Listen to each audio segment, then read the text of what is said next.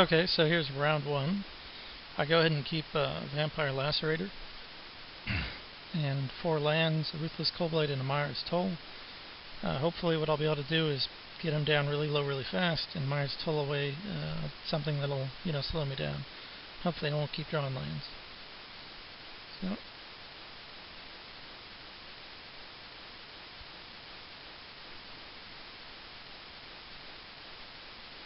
So he drops plains, lose life, draw another swamp, so that's a little unfortunate.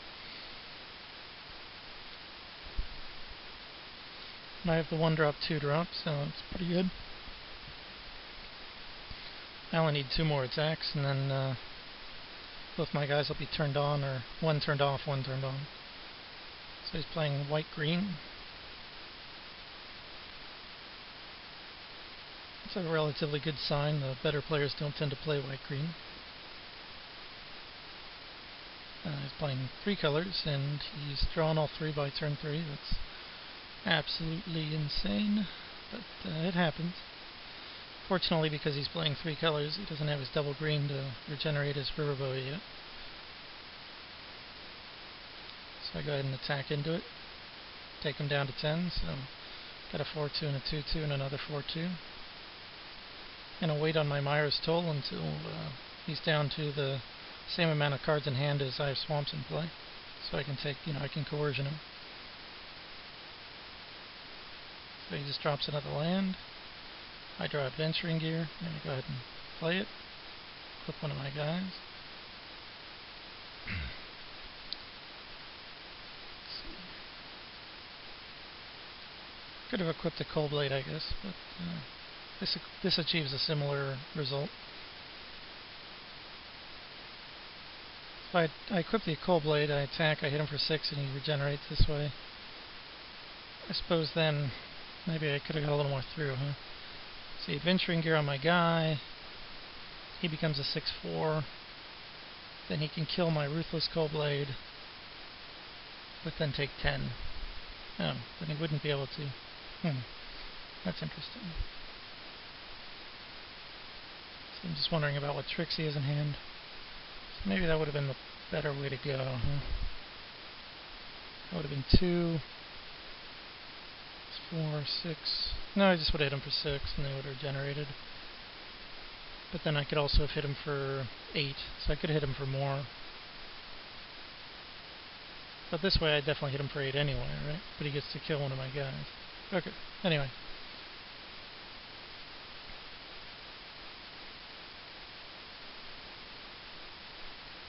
That's the way I decide to go. I get him down to 2, it's pretty good. Of course, if he has a drop here that can stop one of my guys, then I'm pretty screwed. But luckily enough he doesn't. I can go ahead and drop a land, see his hand, see if he has a reactive card, and I get rid of Refraction Trap. He also had Heartstabber Mosquito, which he didn't play for some reason, and Vastwood Zendikon, which he didn't play for some reason. He really wanted a Refraction Trap there, and instead of playing it on one of my guys right now, he just passed the priority and let me Myra's Toll it away. So that was a pretty big mistake. So that is game 1.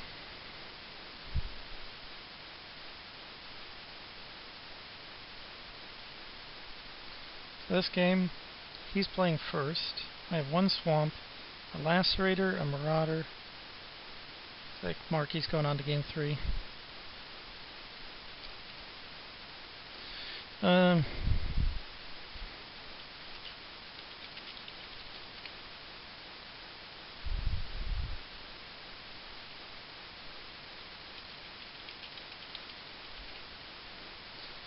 Alright, so we got Lacerator, Ruthless Coldblade, Corrupted Zendikon. So we got, if we draw 1 land, we can drop everything but 2 of our cards, and we only need to draw 2 more for those.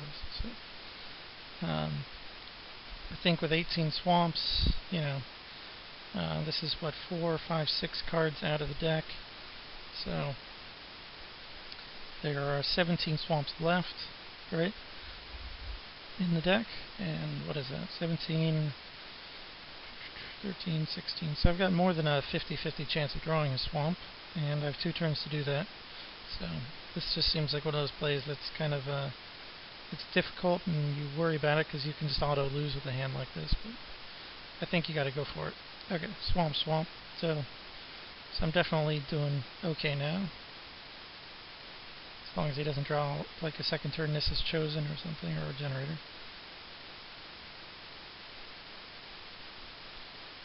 Alright. And my Lacerator eats a Smother. And I draw another swamp, so that's amazing. So that sucks. But, you know, I got to trade my Lacerator for a Smother, so that's not the end of the world. And he has all 3 lands by turn 3 again. Whereas I was flooded game 1 almost. Kind of flooded, and then... Actually, it was flooded, and then game 2 I'm restricted with my monocolor deck. So that's how these games always seem to go in Zendikar for me. It's like, you know, the less likely it should be for me to get Mana Hose, the more I get Mana Hose, and the more likely my opponents are to get Mana Hose because of their deck choices, the less likely they are. So I went ahead and hit him for 5 there. He's sitting there at 4 mana in his adventuring gear and he's not doing anything. So let's whack him again. Here are your fraction traps targeting my Zendikon. Which is fine, I get the land back. And then I play it. And I play my Coldblade. Alright. He plays his Gnarlid pack. Kind of making me regret having played a land there. Although, you know, kind of want to drop my Sellsword and Ripper eventually.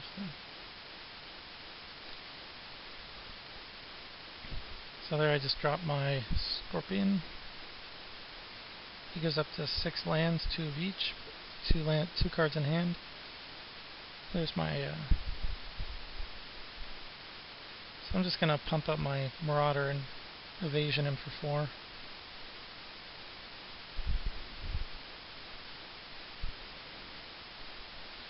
I don't want to get owned by a Vines of Astwood or something.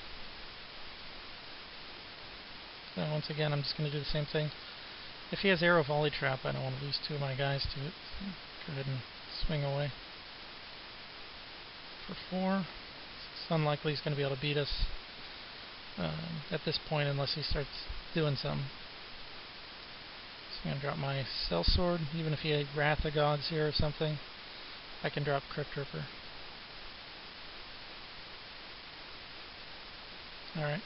Now I can Myra's Toll, see what he has in hand. Looks like he had a Needlebite Trap. And looks like he's flooded this time. So I'm just taking his 1 swamp.